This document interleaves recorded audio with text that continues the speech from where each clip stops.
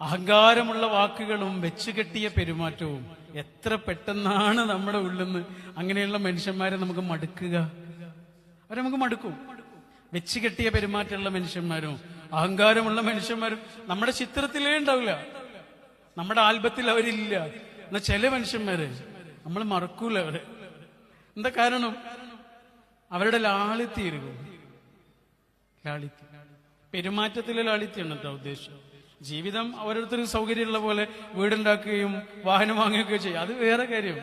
അതൊക്കെ നമ്മുടെ ആവശ്യങ്ങളും സൗകര്യങ്ങളും. പക്ഷെ അതിനൊക്കെ അപ്പുറത്ത് ഒരാൾ പുലർത്തുന്ന ചില കാര്യങ്ങൾ നമ്മളെ മനസ്സിൽ ഒരു പോകില്ല അല്ലേ? നമ്മളെടുക്കുന്ന എല്ലാ ഫോട്ടോസും സേവ് ചെയ്യോ? ചില ഫോട്ടോ മാത്രമല്ലേ സേവ് ചെയ്യുള്ളൂ അല്ലേ? കുറച്ച് ഫോട്ടോകൾ സേവ് ചെയ്യുള്ളൂ. എത്രയേ ഫോട്ടോ എടുത്തിട്ടുണ്ടാവും.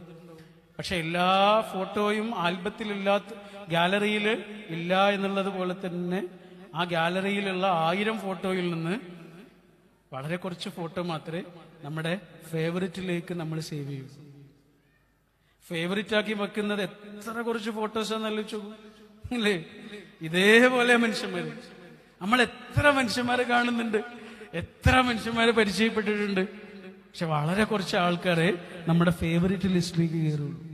എത്ര മാഷന്മാരെ നമ്മളെ പഠിപ്പിച്ചിട്ടുണ്ട്, എത്ര ടീച്ചർമാര് പഠിപ്പിച്ചിട്ടുണ്ട്.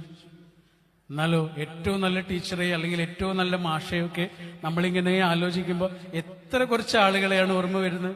1-2 ആളുകളാണ് ഓർമ്മ